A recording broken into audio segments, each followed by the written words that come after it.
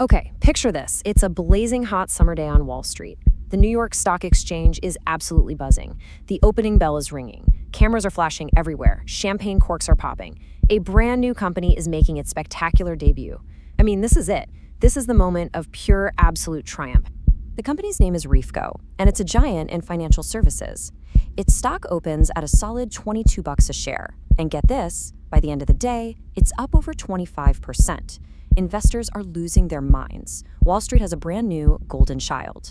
Now, I want you to burn this image into your brain. The celebration, the money, that feeling of being completely invincible. Because now, I want you to fast forward just 67 days. The scene could not be more different. Forget the cameras, forget the champagne. All that's left is the cold, dead quiet of a federal courthouse. And that stock, that celebrated $22 stock, is now trading for just 80 cents. 80 cents before it's kicked off the exchange entirely.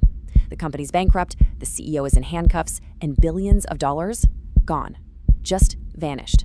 So how in the world does a Wall Street titan completely implode in just over 2 months? Well, this isn't just some boring story about numbers on a spreadsheet. This is the story of Refco's $4 billion collapse. And let me tell you, it's a real-life Wall Street thriller. It's a story about a fraud so bold, so audacious, it stayed hidden for more than a decade, fooling some of the smartest people in the entire world of finance. So to really understand how this whole thing came crashing down, you first have to understand the myth they built. See, before the scandal, Refco wasn't just some company. Oh no, it was a titan, the absolute picture of success. And I mean, just look at the scale we're talking about here. This was no small-time operation. You're seeing over 200,000 customer accounts. They were all over the globe in 14 different countries. They were the single biggest broker on the Chicago Mercantile Exchange. The biggest. And then there's that last number, 33% average annual earnings growth. That's the kind of number that doesn't just make investors notice, it makes them drool. And leading the charge, it was this guy, Phillip Bennett. He seemed like the perfect CEO, right out of central casting.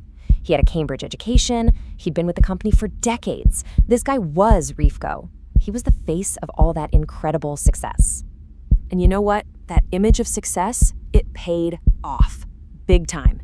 In their IPO, Refco raised a mind-blowing $583 million. We're talking over $500 million. This wasn't just cash. This was a massive stamp of approval from the biggest names on Wall Street. But here's the thing about confidence. It can be shattered in an instant. This is the turn in our story. This is where the thriller really begins. And it all kicked off with a single press release and one number that was so big it was almost unbelievable. And boom, there it is, the bombshell. The company itself comes out and tells the world that its celebrated CEO, Phillip Bennett, had been hiding a $430 million hole in the company's finances. Suddenly, the steady captain of the ship was revealed to be the one who was sinking it. So how do you even hide a debt that big? Well, you call it something fancy, like a related party receivable. Now, a receivable is just money that's owed to you, so it looks like an asset. But when the related party who owes you the money is your own CEO, well, that is one of the biggest, brightest red flags in all of finance. It's basically like loaning yourself a bunch of money from your company's bank account and then telling everyone, don't worry, it's an asset. It just screams fraud. And this right here is the central mystery of the whole story. I mean, think about it. A huge private equity firm had just bought the company.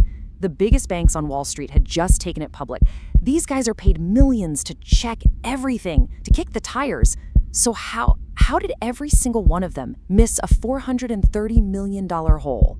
The answer is, this wasn't some simple mistake that just happened. To find the truth, we have to go back. Not just a few months, but years. We've got to unravel a complicated, deliberate scheme that was more than a decade in the making. Yeah, that massive hole in the books, it didn't just pop up overnight. It was more like a financial landfill, an accumulation of hidden problems that started way back in the mid-90s. It began with some massive trading losses that should have been reported, but instead of facing the music, Bennett and his team decided to just bury them. So what was their shovel?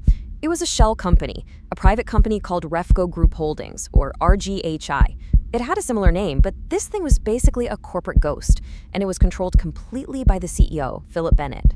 He would just move Refco's massive losses over to this shell company, and like magic, a giant loss on Refco's books suddenly looked like an asset, a debt that was owed to them. Okay, so this next part is wild. How did they keep this from the auditors every single year? They used a clever and totally illegal trick called a round trip. Here's how this magic act worked. Right before the auditors were scheduled to come in, Refco would lend a ton of money to a friendly bank.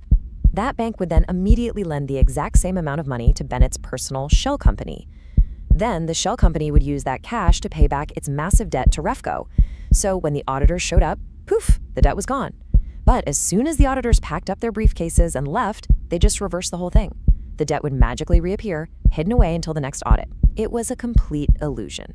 So you basically had two completely different realities. To the outside world, to the investors, to the auditors, the books looked perfect. This huge debt from the CEO's company looked like it was being paid off, right on schedule. But the reality? It was a total shell game. A giant unfixable hole was being plugged with Refco's own money, just long enough to fool everybody. And for years, this incredible magic trick worked. It worked perfectly. But a trick like this can only last for so long. And in 2005, the illusion finally shattered. And when it did, the collapse was faster and more brutal than anyone could have possibly imagined. I mean, just look at this timeline. It shows you exactly how fast a giant can fall. On a Monday, the news breaks and the stock tanks. Just 2 days later, the CEO is arrested. By the very next Monday, it's over. Refco, a 40-year-old company, gone. All in 7 days. So when the dust finally settled, the wreckage was just immense. Investors were completely wiped out. Thousands of employees were suddenly out of a job. And all that was left to do was figure out what this all cost and to make the people responsible pay. And you can bet the US government got involved, and they got involved fast. The Department of Justice came down hard, launching a massive investigation to figure out exactly how this happened and to bring the people who did it to justice. And in the end, people went to prison. The main guy, CEO Phillip Bennett, was sentenced to 16 years behind bars. Another executive got 10 years. The CFO pleaded guilty. For the masterminds of this whole thing, justice was served. But for Bennett, it wasn't just prison time. He was also ordered to forfeit an absolutely staggering amount of money. Check out this number, $2.4 billion with a B. A number that really shows you the insane scale of the damage he caused. But the story doesn't really end there, because the most important question from this whole mess is still just hanging in the air. How did everybody miss it? The auditors, the big shot investment bankers, the private equity gurus. These are supposed to be the gatekeepers of the financial system. Their entire job is to stop stuff like this from happening. And in this case, the gate was left wide open. The Refco story is just this chilling reminder of what can happen when those gatekeepers fail, and a fraud that's hiding in plain sight is allowed to grow into a monster big enough to eat a $4 billion company in a single week.